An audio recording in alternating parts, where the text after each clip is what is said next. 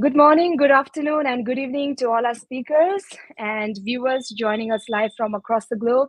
Welcome to the virtual event of Freedom Hour, an online discussion hosted by the Asia Freedom Institute, which is an organization that promotes democracy and religious freedom in Tibet and China.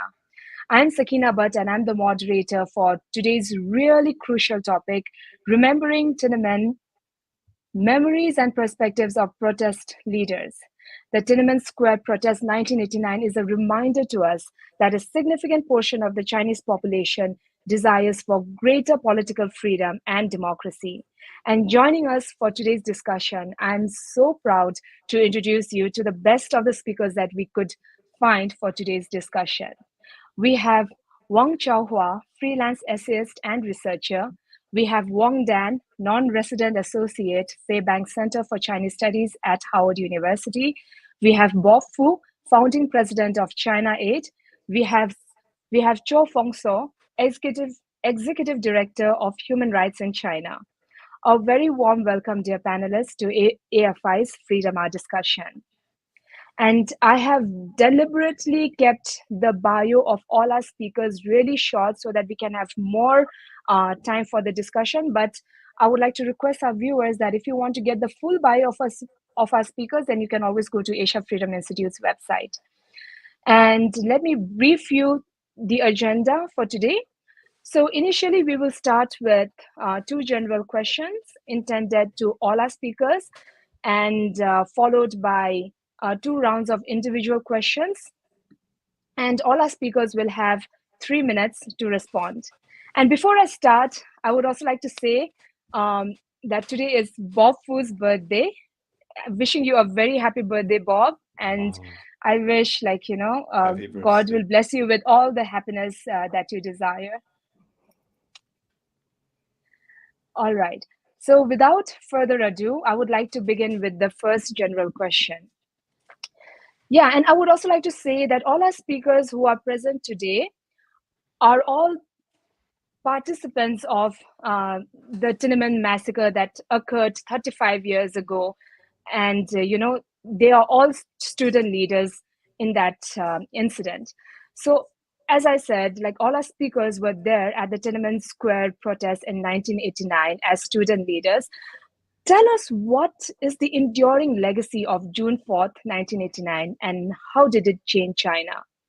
As leaders of the Tiananmen protest, what are your takeaways from the incident, the historic event that happened 35 years ago, and how has it shaped and influenced you? Chaohua, we'll start with you. Thanks, Sakina. As talking about the legacy of Tiananmen Square protests, usually over the years, people would start talking about the upside, the spirit. I'd like to also start from looking at the downside of the legacy because of the military crackdown, the massacre. The massacre created a nationwide collective trauma which has not processed. That affected on how the collective identity in China today is further shaped since 35 years ago. What would be a processed trauma? I think we can refer to the case of Vietnam War in America. For the Vietnamese War, which the U.S. got involved for many years, and which provoked nationwide debates and even some violence for different social groups, one against another, and to reach a general consensus about it, it took years. But it doesn't mean that those lost their life, those American soldiers should be forgotten because something wrong for that. Whereas the June 4th has been unprocessed trauma. Collectively, before the massacre, the whole nation was very upbeat. That's why the protests spread to more than 100 cities. The result is that the people became highly unconsciously accommodating to the government censorship in all ways. So if you have a social media post that didn't get out, you knew, oh, there must be something wrong. So you go to check your own words. That's something I think I'd like to alert our audience. As for the upside, I believe all our panelists would talk more about it as it concerns our narrative, our collective memory of the heroic spirit of those who fought against the government. Thank you. Thank you so much, Xiaohua, and thank you so much for giving us this perfect outline for today's discussion. Let's hear Wang Dan's perspective on this. Okay, thank you, Sakina, for inviting me to this discussion. I think look back to 35 years ago. There always an important question is what's the legacy of 1989? As I personally remembered, the people of China in 1989 were filled with four things: courage, ideals, passion, and a sense of responsibility.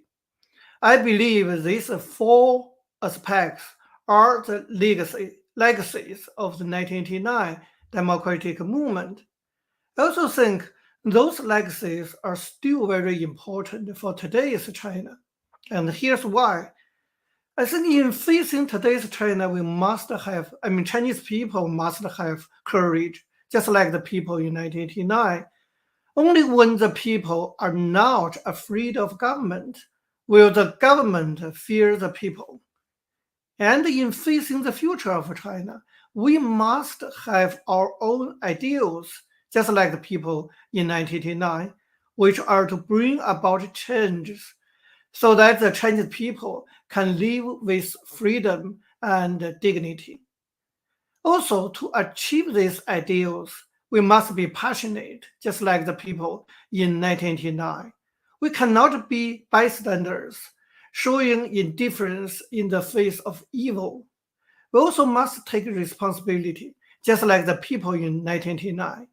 We both remember a student ride a bicycle go to Tiananmen Square, and a foreign reporter asked him why you go to Tiananmen Square, and he answered, "Why? I think it is my duty." That's the legacy of 1989. Chinese people must realize that the matter of China are not just the business of a few democracy activists, but the responsibility of all of us. Each one of us should stand up instead of merely pointing fingers and making cynical comments. So, courage, passion, ideals, and responsibility were the driving force that brought us to the street back then. Today, I think the best way to commemorate June 4th is to emphasize again this four aspect of the 1989 democracy's legacy. That's my point. Thank you. Thank you so much, Wong, and thank you so much for highlighting about the courageous and the responsibility and the patience that the students back then during the Tiananmen massacre had, and how, like, the younger generation should be having all this, or the Chinese residents should be having all this even now. We will get more on that, Wong Dan, later. For now, let's listen to Bob Fu's perspective on this. Thank you, Sakina, for inviting me. I feel very humbled, very privileged to be on this forum, especially compared to the other three distinguished panelists and friends, Wang Dan, Professor Chaohua Wang, and Feng Suo Zhou. I played a very smaller role and sacrificed little, actually, for the Tiananmen Square. And I think maybe at least two takeaways and the enduring legacy of Tiananmen Square students' movement. I agree with the reflection of Professor Chao Hua and the four kind of pivotal points by Dr. Wang Dan. To me, I think the first one is the inspiration.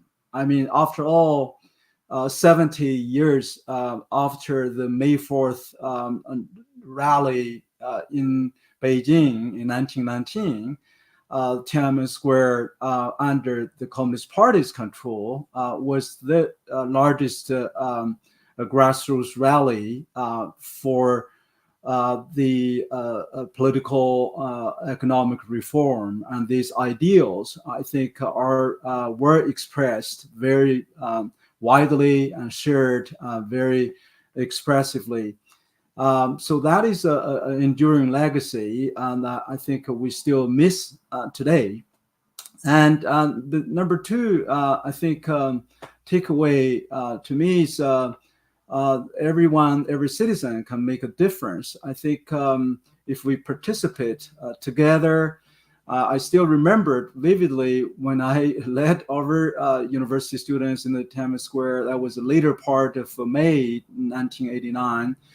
I mean, the Chinese people actually enjoyed a very limited time of freedom of press. Even the Communist Party's propaganda newspapers, and even some, newsmen, journalists under the Communist Party were at least expressing or even printing or broadcasting some truth by the people. So I think that is very important, because when people acted, the government, at least during that period of time, responded with that pressure. Personally, for me, I felt I was transformed more on the spiritual level, if you call it, because I see when we put our hope on a certain government or certain political system, or the so-called people's government or people's liberation army, we will always end up with despair, with disappointment, even with disillusionment. I think that's how I, as Yuan Zhiming, one other Tiananmen Square student, protesters later pointed out later on, said we may have lost the earth or ground, but we start looking up to the sky, to heaven.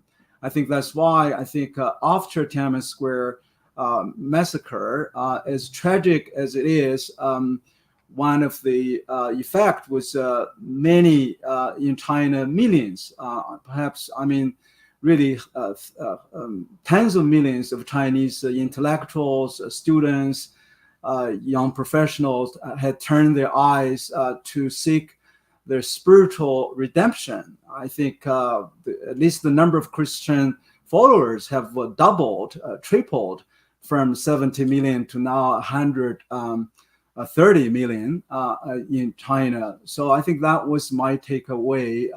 Of course, I became a follower of Christ after the suppression, and now become a pastor. So that's my takeaway. Thank you so much, Bob Fu. And you said that, your contribution in the Tiananmen Square was not as much as the other three panelists today, but I feel that, the thing that you're doing now, even like, fighting for religious freedom, and you're doing it till now, right? So that is also a very great thing to do. And yeah, like your conversion to Christianity is all, it's another wonderful story. And I've I've seen your interviews, and I've really enjoyed the part where you talked about how you and your wife converted to Christianity after the Tiananmen massacre. Thank you so much, Bob, for your perspective. And now let's move on to Feng So. Feng So, the screen is yours.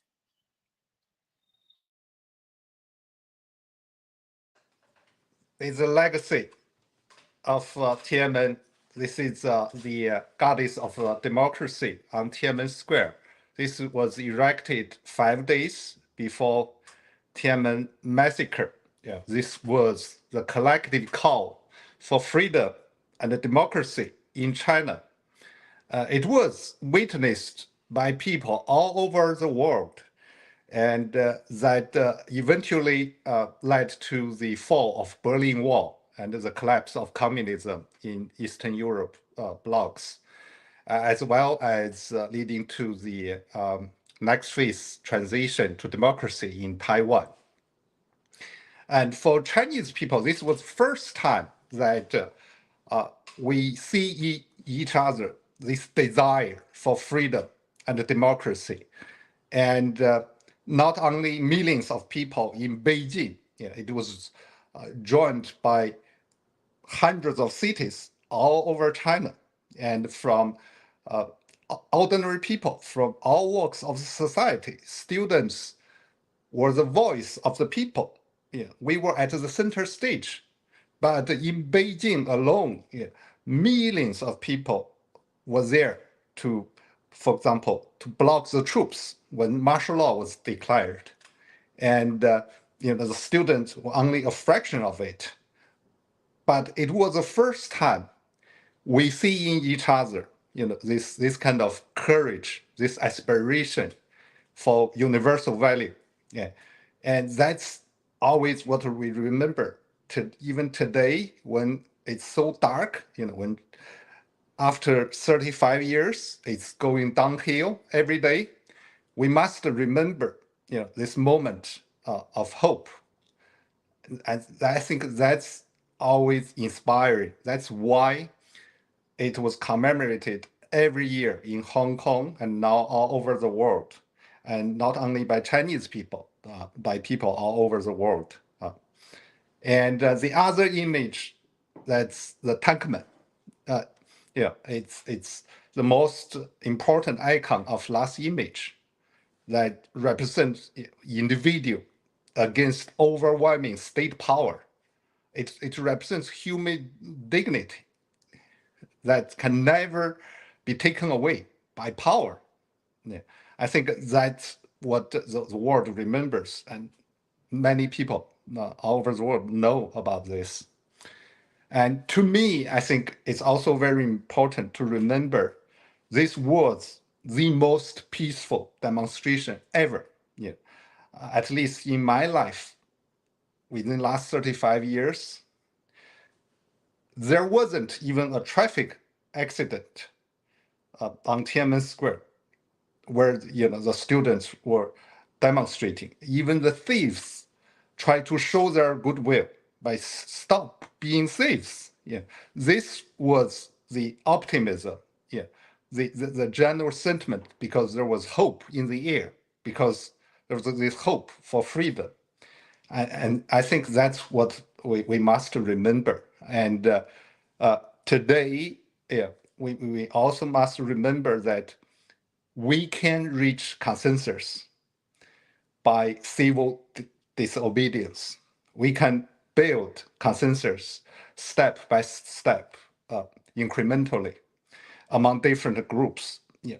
At that time, even within the military, there was very strong opposition to the military crackdown ordered by the butcher Deng Xiaoping. Journalists were joining the students in the call for freedom. And every day, people find their shared voices on Tiananmen Square. That's what I remember. Thank you. Thank you so much, Cho Fong So. And yeah, like you mentioned about iconic tank man, and I think the iconic tank man was the representative of all the students, the millions of students that were there at the Tiananmen massacre, their bravery, their confidence, and their hope for freedom and democracy. And also, it was really interesting when you said that even the thieves, during that time, they were also um, they also they were also into the protest, and they were also helping in the protest, and that is what it just shows how intense that moment was, how, like, everybody was having that hope, like, their country will be free from communism. Thank you so much, Jo Fong So. Now, moving on to the next question. So initially, many in the West believed that increasing trade and investment with China would encourage the country to adopt more democratic practices. But now we can see a shift in the Western perceptions and expectations about China, as they now recognize the dangers of China's totalitarian regime. The international and geopolitical environment has changed dramatically. And given this, how can the overseas Chinese dissident communities and others like the Hong Kongers, the Taiwanese, the Tibetans, the Southern Mongolians, and the Uyghurs work in closer alliance and collaboration and present a united front against the PRC and the CCP? Chao Hua, will go with you again. Thank you, Sakina. I think we should recognize in the past 40 years, human rights used to be the most effective front in appealing to international support for our efforts to change China and to help those who are suppressed and who are under prosecution. Under the current changing geopolitical situation and the fast development of digital tech industry, China's totalitarian polity has become an effective topic in the developed democracies in their own domestic politics and in their effort to maintain a rule-based international order. So it's often raised in connection to questions of delinking in trade or sanctions and bans.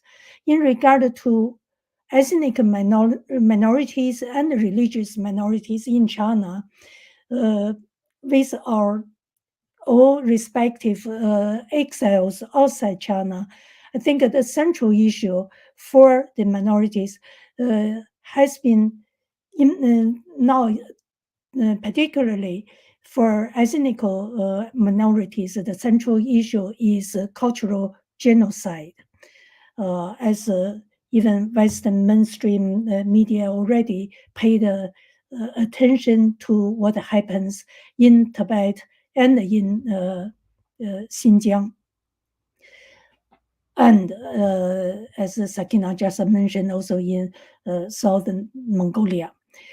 Similarly to religious minorities, under Xi Jinping, the suppression becomes ever more stronger. At the same time, I think when we talk about Tiananmen, about Hong Kong, and about Taiwan, the focus is generally less on human rights issue, except we must remember Tiananmen mothers. They have insisted on these such issues. But even the Tiananmen mothers, they want to make it clear this is a national collective issue. This is something that cannot be settled on the individual cases. So for this Tiananmen, Hong Kong, and Taiwan, it has been more a political rights question and a question of defending democracy. So in my view, in the future, at the moment in the current struggles, for both the minorities, religious, ethnic minorities, and for the Hong Kong, Taiwan, and the Tiananmen exiles, there is a question how to combine the two, human rights and the political rights. For the human rights issues, such as in Tibet or in Xinjiang, there need to be added the question about the political system that is at the root of China's problem, of its minority policies. And for the exile democracy communities, it's also highly important to raise this awareness and to join force with all the religious and ethnic minorities, not to be silent, not to be absent from the cases when such issues being discussed. Okay, that's my view. Thank you. Thank you so much, Chaohua, for raising the issue of human rights and also suggesting all the democratic countries to raise their voice for the ethnic minorities in China. Thank you so much, Chaohua. Bob, let's hear your perspective. Yeah, you talk about the paradigm kind of shift on the Western kind of strategic view on the Communist Party and its repression in the past 35 years. You know, on the one hand, we did see there had been a major shift. I mean, the Gallup poll actually showed in 1989, in the early years before the massacre, the U.S. public opinion's favorable view on China was 72%, and 2023 it sinks to 15%. So that, of course, the public opinion shifted. At the same time, has the kind of so-called naive of the Western kind of elite, especially the business community, changed much. I don't see a dramatic change. I mean, there's some kind of very small step taken on the after the global chain, you know, was disrupted due to the CCP virus. But if you compare the U.S.-China trade volumes in 1989, I did research and the government source. The U.S.-China's trade was 17 billion US dollars, and at the time the deficit, of course, on the U.S. side was only $6 billion out of $17 billion bilateral trade. But today, I mean, year 2023, the bilateral trade volume had reached to 570 billion, and our deficit has actually reached to almost 280 billion dollars. So who has nurtured a tiger? I mean, uncontrollable communist evil regime. I mean, all these 35 years. I think as much we blame, you know, the evil of the Communist Party, and the Communist Party has never actually changed much in its political principles, if you call it, in their practice. Only sometimes a tactical change. But really, I think we should really, people in the West, especially the business communities, we should follow the money trail to see, I mean, they are partially or largely, they should be held accountable. I mean, to make the CCP reach itself, not only being enabled, empowered to continually, I mean, suppress its own citizens. I mean, we, as Feng Zuo just mentioned, it's just becoming worse every day. And again, it empower this regime by extending its long arm beyond its border. I mean, now, you know, Hong Kong, of course, then aiming to Taiwan, then, of course, engineered the first genocide, I mean, a kind of a concentration camp since the World War II. So I think this is a very critical time for soul searching for the Western business community. I think we, of course, as citizens, we should be united across the board, as you just mentioned, by reaching out and working together across religious, ethnic, even ideological line. After all, freedom is created inherent, self-evident value by the Creator, God Himself, to every human being. And it's not somehow a government, a political institution, or even a constitution give to its people, as is demonstrated by the U.S. Constitution, the life, liberty, and pursuit of happiness.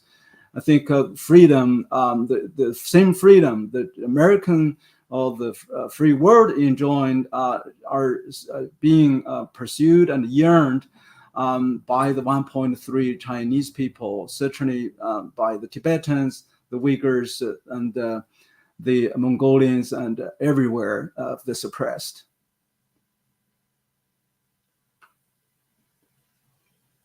Thank you so much, Bob, and thank you for the clarification. There may not be a drastic change in terms of trade, but then now that the West have recognized the dangers of the totalitarian regime, we really hope that, they will start paying attention to that very soon. Thank you so much, Bob. Wang, let's hear your perspective on this. Actually, I'm pretty much agree with Bob's point. I think many Western politicians and peoples think, frankly speaking, they're still naive about China issues. That's why it's very important to commemorate June 4th in 1989, because that commemoration is a huge reminder for those people who have naive ideas about China.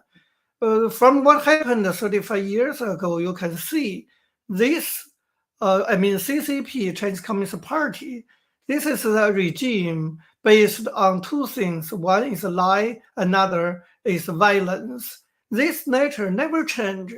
Every time when they face crisis, they were back to these two principles. They use violence and lies to keep their control. So I think this is important to remember the true face. That's the significance of remembrance of 1989. I will put it simply. So I agree with Bob. Thank you.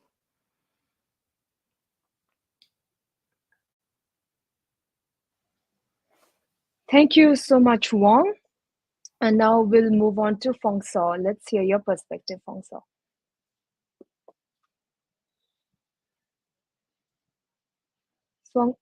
Fong So, we have to unmute first.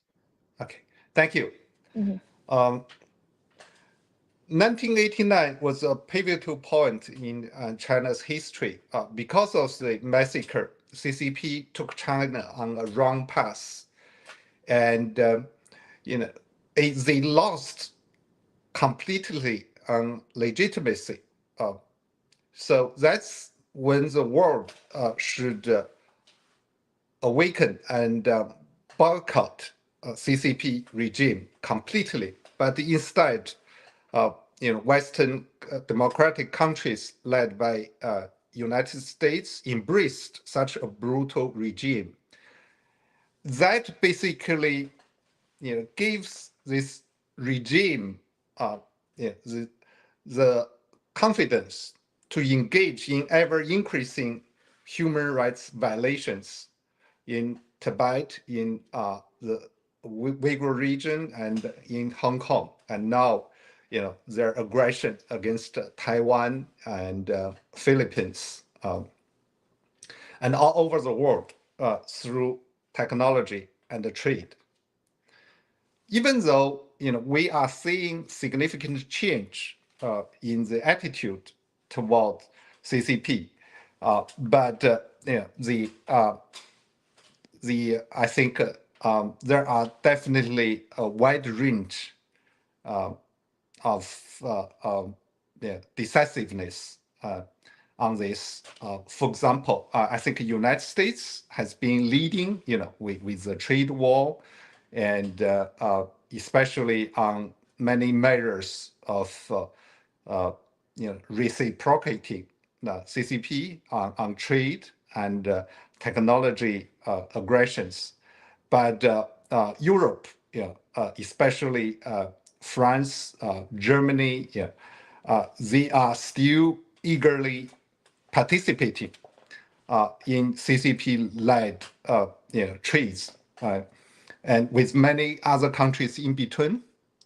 So I think the world should realize such a regime that can load the tanks on its own people in the capital while the whole world was watching cannot be trusted for any investment, any trade. The One Belt, One Road initiative and whatever they have done, it's a way, it's a tool. Everything is a tool for them to gain control. CCP never had its ambition of becoming the dominant engineers of human souls all over the world.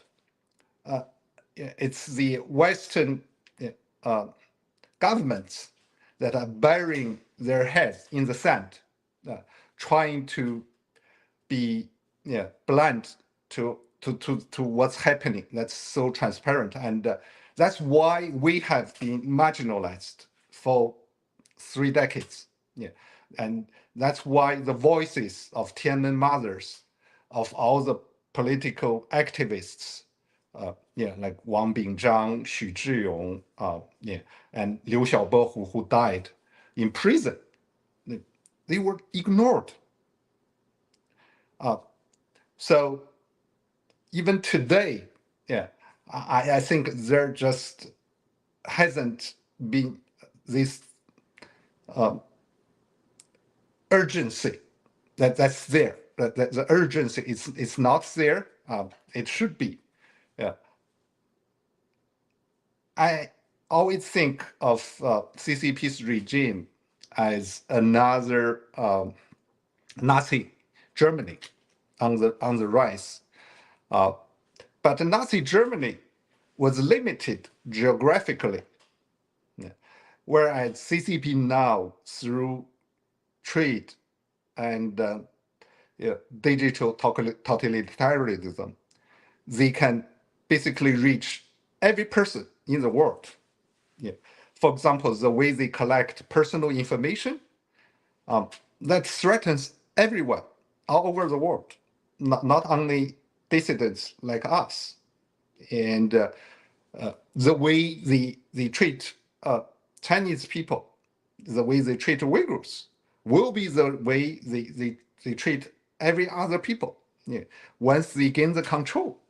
And trading with such a regime is to provide emulation for its war against humanity. So I think on this, there's still a lot to be done. And I think it's also very important for democratic countries to provide safe space for the diaspora communities, for us, for the Tibetans, for the Uyghurs, for the Hong Kongers. We need a space. We are all under direct, immediate, sometimes very violent threats of transnational repression from CCP in every country. And for now, like, nobody is safe at any country if you're against the CCP. But on this, I think the United States has been leading the charge in trying to change the situation. Whereas, for example, in Australia, in Germany, in UK, things are mostly still as usual. That's not excusable. Allowing CCP to run wild in democratic countries is destructive. I think that's where we can all work together, and with the local communities Absolutely. Absolutely, Zhao. Thank you so much. And I think you made a really strong point by saying that, like a regime that can kill its own people when the whole world was watching, how can you trust that regime in terms of trade as well? And the West, and it is high time for the West to notice that and realize that they are trading with not a very trustworthy regime. Thank you so much, Cho Fung So. Now, moving on to the first round of individual questions, I would like to start with Bob. And Bob, I would like to ask you that you have been fighting for religious freedom in China for a very long time, and you are also a regular participant at the annual National Prayer Breakfast, an important breakfast. An important annual event held in Washington, D.C. for politically interested Christians in the US. And after attending this year's event, you were quoted as saying that you saw a spiritual shift in Washington's approach to China. You have also said our long-term strategic competition with the Chinese Communist Party is not a test of different socioeconomic systems. It is a struggle for souls. Where and how do you see this spiritual shift occurring? And can you expand on your view that the conflict between the US and China is a struggle for souls? Bob.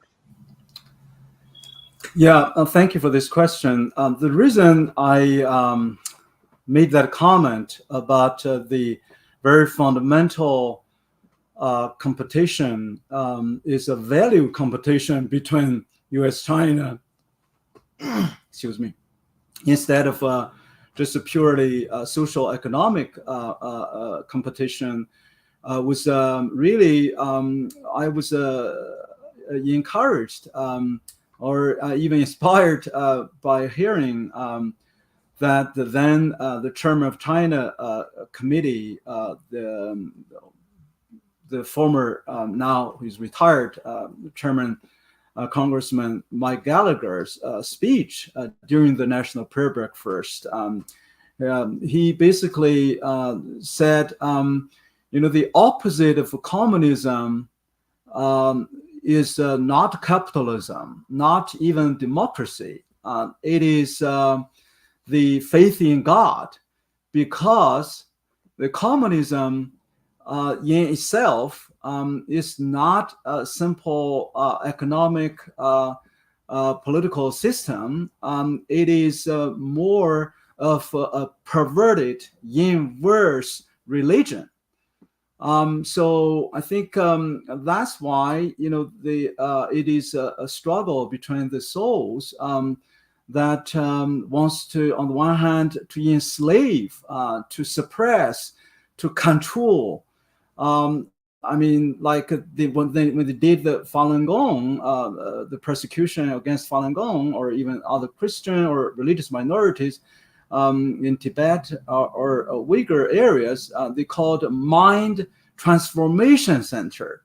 So they put these concentration camps with the sole purpose is try to really to suppress your conscience. To as a cultic, I mean, the Communist Party, I mean, the communism is a real evil cult, very cultic. They want to transform your mind, so-called. So I think it was also vivid from the actions the Communist Party has been taking. It's not only just against the faith communities, the Catholics, Christians, and other religious people, but the ordinary people is, Feng Zuo's and Wang Dan, Professor Chao Hua also all mentioned that the kind of down-degrading of humanity the Communist Party treat you is cannot be explained by just a simple economic, political matter. It is really a heart and soul. That's also explained why my passion has been after the Tiananmen massacre is we can maybe build or import a system of Western-like political system. But unless we have a soul renewal, a transformation of our heart, none of us, individually or political system, cannot be totally dependent upon for a real civil society. So we I'm not preaching like for everybody to be an evangelist, but that at least a perspective we need to keep in mind. So that's I think I want to emphasize. Thank you so much, Bob, for giving us the definition of communism from a religious perspective. That was a really interesting one. So we will move on to, right now Zhao is not here, so we will move on to Wang Chaohua. Thank you, Bob. So Chaohua, Xi Jinping has, as successfully described in a journal, replaced collective leadership with strongman rule, centralized decision-making, and firmly put his personal imprint on party policy, security for the ruling elites, a core feature of the post-Mao political order, has been shattered as political purges, now carried out as routine anti-corruption investigations, have become an instrument to ensure loyalty and to deter rivals. So, Wang, can you tell us, is Xi Jinping leading China back to a style of governance similar to Mao Zedong's, where one leader has significant control, and what this means for a government that prioritizes stability? How is the relationship between the party state and the Chinese society being transformed under Xi?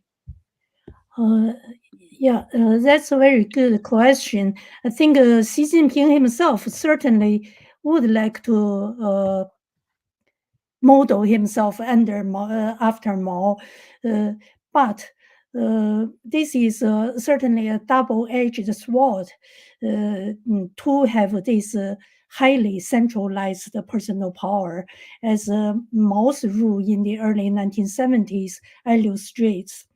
At that time, the society became very cynical. But at that time, because it was still a planned economy, so not much else for people to do.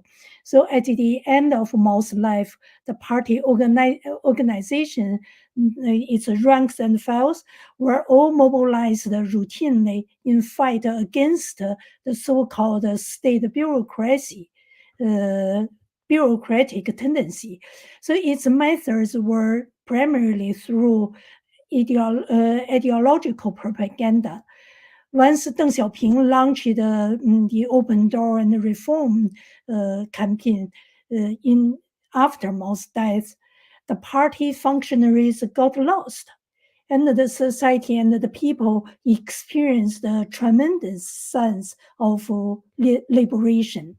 So there you could see the big difference, even if Xi Jinping wants to have all the party cadres to talk about the ideology, because today it is the party ranks that have become cynical. And worse than the Mao times, they are driven not only by what handed down as ideological lines from the central authorities, but also by their own economic interest. So power holders at every level are ruthless against the citizens. Against their citizens falling under their administrative rule, or against their own colleagues as rivals in political struggles. So the zero COVID policy during the pandemic was a rehearsal for Xi and the party in strictly controlling the society. Yet it also became a mirror for Chinese people to see what kind of a society they are living in. People saw profiteers in basic supplies and PCR tests all over urban areas, and the big whites, the dabai, taking up administrative duties to the very details when ordinary citizens lost all recourse to defend their own rights and interests. So all in all, under the heavy weight of the party state, the society was struggling to retain some basic cohesion with the ability of self-helping, self-organizing, networking, all these ways. So the greatest damage, I think, is upon the society in terms of developing and exercising healthy self-organizing functions when the economic development has transformed many aspects of social and economic lives. Thank you. Thank you, Chaohua, for this really informative response. And now I would like to move on to Fongso. So, Fongso, among the many initiatives that you do, you also serve as the curator of the Tiananmen Museum in New York, and I believe that you are an avid collector of all the things Tiananmen. And the resurrection of the Tiananmen Museum in New York after it was forced to shut down in Hong Kong and all the exhibits were confiscated in 2021, it's a very wonderful and it's a very interesting story, by the way. Please tell us how this initiative came into being, the collection of artifacts, the current state of the museum, and all that you have learned through this project.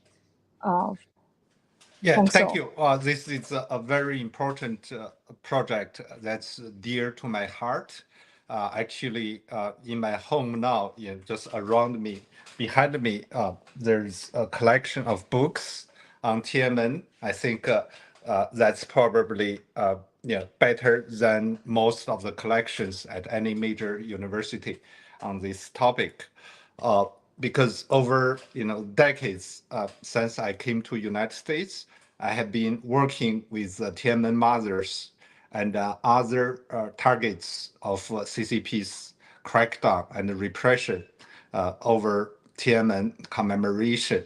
And so as a result, I know many of the people and the events in a very intimate way. And I visited the Hong Kong Museum in 2013 and later 2014 during the umbrella movement. I heard many touching stories of mainlanders visiting the museum in Hong Kong. For example, Zhong Qing, who died in the massacre in 1989. I remembered his name. I saw his body the day of the massacre. And his brother didn't know what happened to Zhong Qing for all these years until he visited the museum many years later. And that's why this museum is so important. It's our spiritual sanctuary. It's our shrine for democracy and the freedom of China.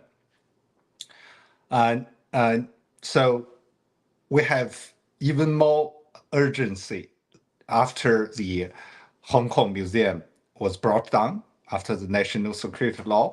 Actually, Wang Dan led the campaign to raise money for the museum in New York. That's the museum we are having now. And this year, we have done exhibitions in London and in Taipei, in Paris, on various artifacts we have. So now the museum is open Wednesday and Sunday afternoon in New York. It's 1 block from Midtown, and its address is 8946 6th Avenue. If you think 8946, it's like God-given address. It's a perfect location, very bright, very convenient, and we received many important visitors, including Select Committee on CCP Chair Mike Gallagher and several U.S. congressmen, women there. Everyone who visited was touched, impressed, and So I think it is very important to have this now. For example, for many people who fled CCP recently by trekking all the way from Ecuador through the border to United States, this was like their first place on their map that they want to visit. And one of them told me that he was indifferent to political issues until during the pandemic. He lost everything. He was a middle class in Shanghai. And that's when he realized, the call of Tiananmen was so crucial for today's China. And that's why he came here, like at first available opportunity. And for me, every item that I collect, there's a very touching story behind it. It's people's life and death at the most critical moment. That's where you see the most beautiful human nature there. That's what this museum represents. One of the my favorites there is this printer. I remember this printer when we were leaving Tiananmen Square, driven away by tanks, that like 20 feet away from me. And I remember a few students carrying this printer when there was gunshots and when this was at moment of life and death. And it was carried out. I remember I wrote about this many times, but I never imagined it would came back to me last year. And it was kept by a family in Beijing for 2 generations. This is a testimony to the endurance, the hope that was not killed by CCP during the massacre. That's why this museum is so important. Thank you so much, Zhao, for sharing with us all these heart-touching incidents. And yeah, like the initial incident that you mentioned about a brother visiting the museum and not knowing that his brother had actually died in the massacre. That was really heart-touching, and I think I've already heard about that during your speech at the U.S. congressional hearing on the 35th anniversary of Tiananmen Square. Thank you so much. And thank you so much for sharing the address of the museum as well. If I happen to come to New York, then I will definitely go there, and I really hope to see you there as well. Okay, Please. So moving on to our next question. So Wang Dan, you have mentioned in your interviews 2 reasons as to why China has not yet democratized. So first, that everyone in China is focused on money making, and second, that most people in China don't feel responsible for the country or society, feeling that the country really isn't theirs. So could you elaborate on these points? What would improve the situation, and how can more Chinese people feel invested in their country's future? Or Wang Dan, the screen is yours. I can still remember before 1989, there was a widespread interest in the country's development among intellectuals, students, and the general Chinese people. The people were willing to express their opinions on national and social matters. The reason why us university students took to the street was precisely due to this collective mentality or mindset of every citizen is responsible for our nation. But however, the bloody crackdown in 1989 and the negative development of the regime increasingly made the state become enemy of society. People generally fall into political indifference, and the elite shift their focus from national development to personal interest. I think such widespread abandonment of concern for the nation is real, even since the late Qing dynasty. I call it as a collective give up. Collective give up. This collective give up will damage the future of China. I think to change this situation, I still believe enlightenment is the most important factor.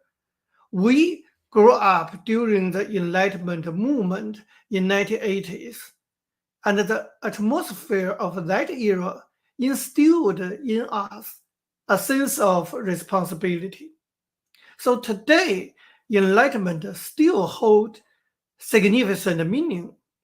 We must use various means to let more Chinese people know that only under democratic system can individual freedom, safety, and even the security of people's property be guaranteed.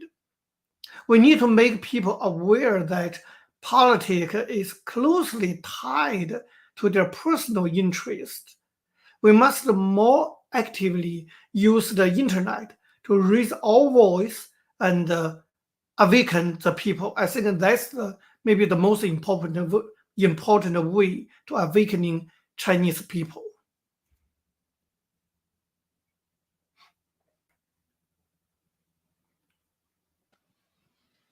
Thank you so much, Wong. And now I would like to move on to the second general question, and I would like to start with Wang Xiaohua. So the Chinese government and the CCP uh, have gone to extraordinary lengths to erase all the references to the Tiananmen Square protest and change historical accounts. So, how does this effort compare with the government's handling of another largely censored historical event, the Great Proletarian Cultural Revolution, in which as many as 2 million people died? So, do you see an official acknowledgement of Tiananmen at some point in the future? Like, how can we ensure that the true history of Tiananmen is kept alive? Zhao Hua.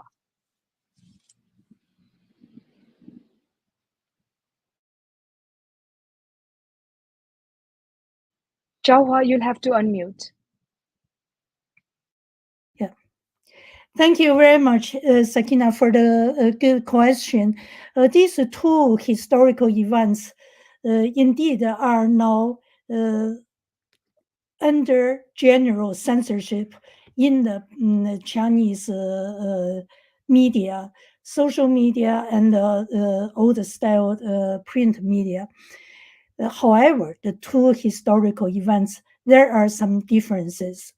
The Great Proletarian Cultural Revolution was not censored in the 1980s and actually became a central reference in the Tiananmen protests in 1989. It was so primarily because Deng Xiaoping was targeted during the Cultural Revolution, particularly a few months before Mao's death in 1976. So, in order to launch the reform era, Deng had to deny, to negate Cultural Revolution. So, whereas Tiananmen protests and the June 4th massacre plays no such role, no such function to any party heavyweights. In this regard, we can see both historical events play no positive role for Xi Jinping's rule.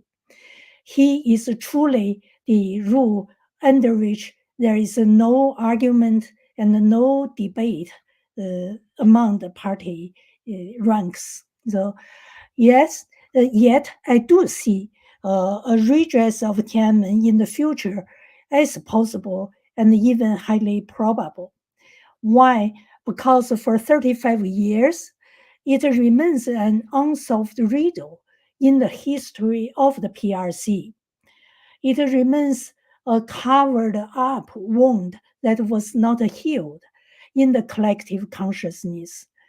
If not among the general populace today, at least it is definitely within the CCP's leadership themselves. Whoever within that rank trying to climb up would become conscious about this unhealed wound. So they have to deal with it. As for how to preserve the true history of Tiananmen protests and the June 4th massacre, as Wang Dan, Feng Suo, and many others, as Feng Suo just introduced, they have made great efforts, as for example, with the June 4th Museum. For me, after teaching a course on the Tiananmen protests and the June 4th massacre for 3 years, I think the key in preserving a so-called true history is to open it to younger generations for them to explore, to raise questions, and seeking answers through their own efforts. In this way, the memory of Tiananmen would become part of their own life, their own identity, and their own living memory of a new collective in the future continuously for the Chinese people. Thank you. Thank you, Chao Hua, for providing and sharing with us this really powerful statements regarding the Tiananmen massacre incident that happened on June 4th, 1989. And yes, you are absolutely right, because it is the younger generation that will carry forward the story of Tiananmen. And I think I know that it is really important for the younger generation to be aware of what happened at Tiananmen Square. The younger generation, not just the dissidents, but also those who are in China as well. Thank you so much, Chao Hua.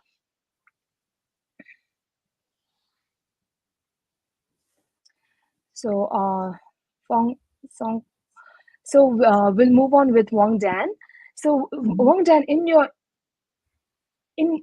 interviews, you've mentioned about that influencing younger people is important to you. And according to a 2023 survey by Open Society Foundations, which included responses from 344 people aged 18 and older across 30 countries, including China, it was found that young adults are less supportive of democracy compared to the older adults.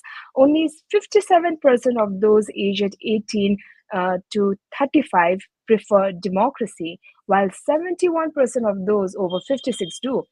Furthermore, 35% of young people think having a strong leader who doesn't hold elections might be a good way to govern. So, can you tell us more about your work with the younger generation? To what extent are young Chinese, both inside and outside China, aware of your work and the work of others working on promoting democracy and freedom in China?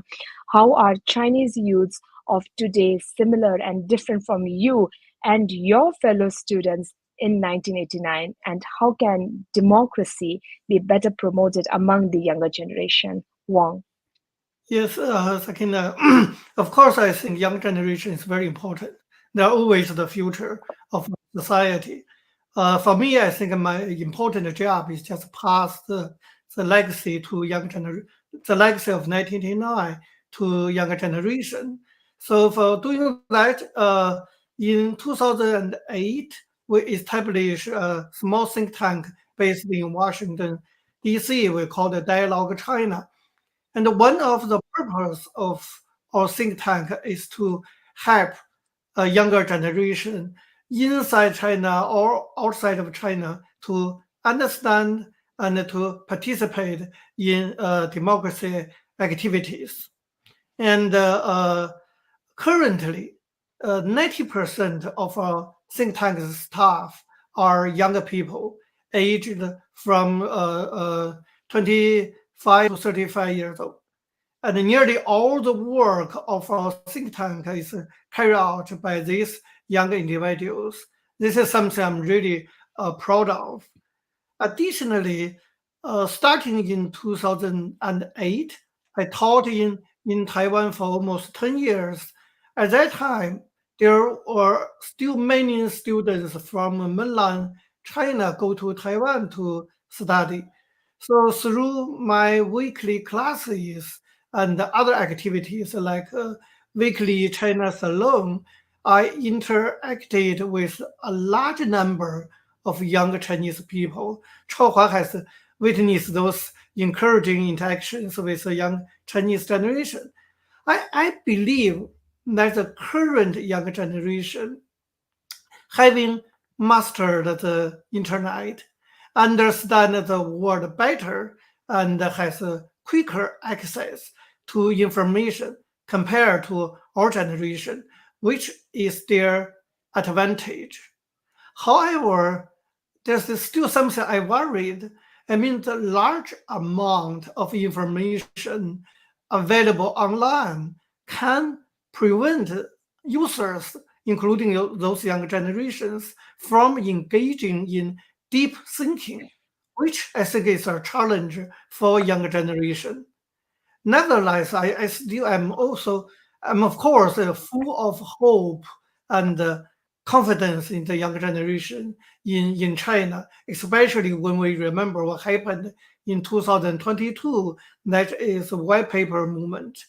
So I believe that youth itself is an advantage, as young people naturally have curiosity. So curiosity is very important. As long as they maintain this curiosity, they will learn more truths. And I think that probably will bring hope for the future of China. That's my answer. Thank you.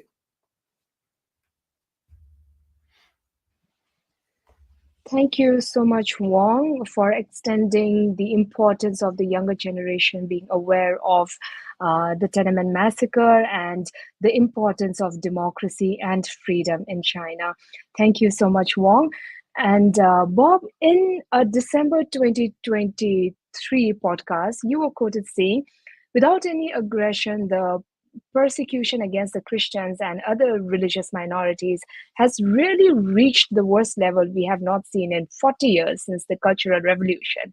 And for the first time, we have seen the Communist Party cracking down on the church across the board, literally declared a war against Christianity. So, can you share more information on the persecution faced by the Christians in China and the efforts of China Aid to address this situation? Bob. Thank you for this question, Sakina. I agree that with other panelists, we certainly need to make a consistent, persevered effort to raise awareness for further enlightenment to the younger generation, outreach, so that we won't forget the history, and we won't simply just kind of put this on the back, and we can move forward and actually to further the freedoms. I think to me, I felt the reason I had been dedicated for the religious freedom is not only a personal faith conviction. I think it is also based on my belief that religious freedom is first freedom. I mean, without freedom of religion or belief or freedom of conscience, there is no such thing called freedom of expression, freedom of association, and even other freedoms would be jeopardized totally. So that's why I had been making this as my commitment and long-time effort at China Aid as a small instrument to further religious freedom for all in China. The Communist Party, when the Xi Jinping took power, one of the first wars that he launched was really a war against the cross. started by his fellow trusted confidant, Mr. Xia Baolong, who was then party secretary of Zhejiang province. All of a sudden, this little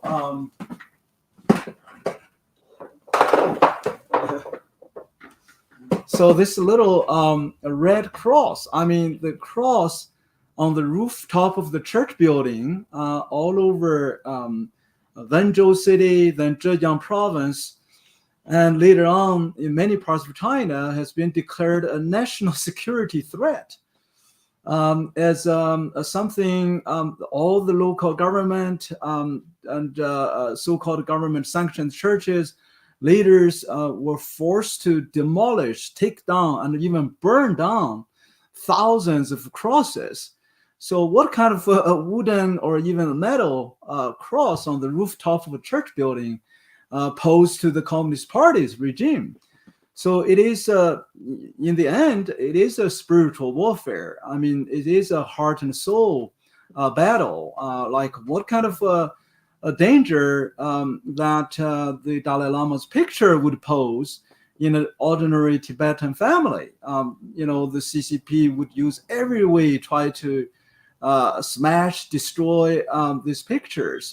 And I think that caused several hundred of the desperate Tibetans involved the self-immolation effort and burn themselves. So I think this is the worst time for religious freedom, is because for the first time since the Cultural Revolution, we see the Communist Party basically launch also a war against the children.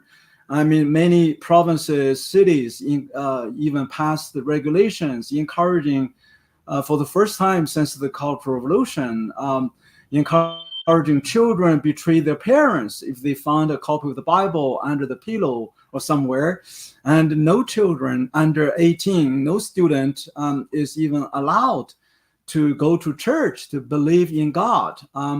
So when the Communist Party ordered every state-sanctioned religious institutions, you're talking about churches, temples, all these worship locations were forced to put a picture of Xi Jinping and a picture of the brutal dictator Chairman Mao. And, this is a battle of lordship for life. I mean, when this cross symbolizes that, the Communist Party or Xi Jinping or Religious Affairs Bureau are not the ultimate Lord and the ultimate criterion for our way of life, for our faith, or our guidance, he's jealous. He's like an evil cult. He wants to play God. I think that is a fundamental battle. I mean, we have seen now 10 years, a little bit more, 10 years after Xi Jinping's taking power, and for the first time since the Cultural Revolution, the Communist Party started criminalizing a basic religious Christian practice, the tithing and offering. That was practiced for 2,000, some years. And it's called business fraud. So all of a sudden, many church leaders were being arrested, was sentenced. Some were sentenced to 12 years imprisonment for putting an offering box in a church. I mean, if you go to a church or, Catholic or Protestant churches, this is a part of the worship service. People willingly, voluntarily making the offering and tithing.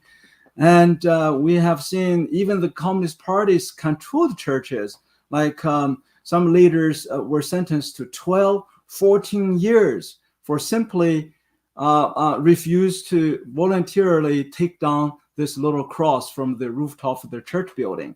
And we have seen, of course, multiple other believers, Christian lawyers, and even Pastor Wang Yi was sentenced to 9 years for preaching a sermon on Gospel of John 3:16, for God so loved the world world ask Xi Jinping to repent and recant its persecution and accept God's love. So that is called subversion of state power, 9 years imprisonment. So I can go on, but this is why I call it the worst time. So I think, religious freedom, rule of law, and our democratic constitutional values that we shared 35 years ago at the Tiananmen Square can be furthered and solidified more when we take some effort to advance religious freedom in China. Thank you. Thank you so much, Bob, for giving us detailed information regarding the repressive policies of the Chinese Communist Party regarding religious freedom. Thank you so much, Bob. I have a last question for Cho Fongso, but before that, I would like to say that Wang Dan needs to leave now. And Wang Dan, thank you so much for being with us. It was lovely having you. Thank you for all the information that you've shared with us. Thank you so much. Thank you, Sakina. And I have to leave. Thank you. Bye-bye. Sure, Wang, no problem. Sure. So, of Zhao Fengso, you were the leading plaintiff in a lawsuit by Tiananmen massacre victims against Li Peng for his crimes against humanity in 1989. And this was the first of the many lawsuits in the United States to sue the officials of the Chinese Communist Party for their crimes. On 17th March 2023, following an investigation of war crimes, crimes against humanity and genocide, the International Criminal Court, ICC, issued arrest warrants for Vladimir Putin. And on May 20th, 2024, the chief prosecutor of the ICC sought arrest warrants for leaders of Israel and Hamas, including Israeli Prime Minister Benjamin Netanyahu, over actions taken during their seven-month war. So tell us what happened to your and the other lawsuits. What are your thoughts on the Chinese human rights community and others making a case according to Article 7, one of the Rome Statute, and bringing charges of crimes against humanity against both Xi Jinping and the CCP? Thank you, Sakina, for bringing this up. This lawsuit was brought up in year 2000, September. This was my first public action in the United States. The lawsuit was actually coordinated by Human Rights in China at that time under Executive Director Xiao Qiang. And for me, this was a transforming moment. I was depressed by anger and frustration because the world was embracing CCP, and we were being forgotten, and the victims are still suffering. That's this lawsuit is the first step that made me realize that there are a lot we can do, to keep the voice and to keep the memory alive. So that's why this lawsuit was brought up. And within the same lawsuit, we have Wang Dan and Liu Gang, and I believe the brother of Zhang Lihong, a female student who died in 1989. And even though it was dismissed later by U.S. government on a technical issue, it gave me a lot of insight into how United States legal systems work. And to date, I think this remains a great resource for us that we haven't really utilized accordingly, especially now, given the widespread transnational repression. For example, one important direction is that we'll sue the U.S. In the U.S. the Chinese government for its persecution of people outside of China or inside China. For example, I think most people are afraid of CCP because their families back in China are held as hostage, and many people would dread that the moment they get a call from their parents, if they speak out here. So for now, we have no way to fight back. I believe one way we can do is because this is a state sponsored crime, right? And we can hold the CCP regime accountable by suing this regime here and seeking damage compensation from their assets in the United States and other countries. I think that's one way we are looking at. And there are, of course, many other ways. Recent years, I think one of the most important action, this was not a lawsuit, but it's going in that direction, is when Yahoo helped the Chinese government in providing evidence to Chinese government against Chinese dissidents in China, and that result in substantial compensation from Yahoo for its wrongdoing. I think we definitely need, for example, support from U.S. Congress on these kind of issues, because not only Chinese companies now, working for the interest of CCP regime, many U.S. companies, including Apple, Microsoft, and previously Zoom against us, they are working under the direction of CCP.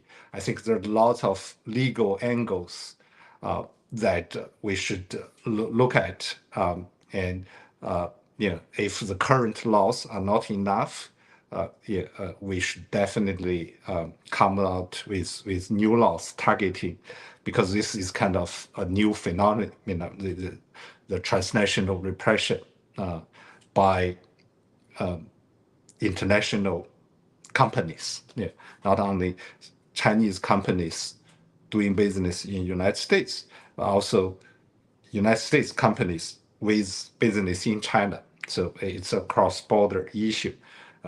I believe there's a lot we can do on this. So our lawsuit at that time later was followed up by many lawsuits by the Falun Gong followers, and one in Spain resulted in arrest warranty for Jiang Zemin. That was one legal. Actually, today there's a people's court in Europe against Xi Jinping. I think there are many different ways. We will definitely look into this. We need resources. We need lawyers to work with us. Just 2 days ago, a protester, Wang Yonghong, was viciously attacked here by the security guard hired by the Chinese consulate in New York City. We need definitely lawyers to help us in civil and criminal lawsuits against these perpetrators here. Thank you.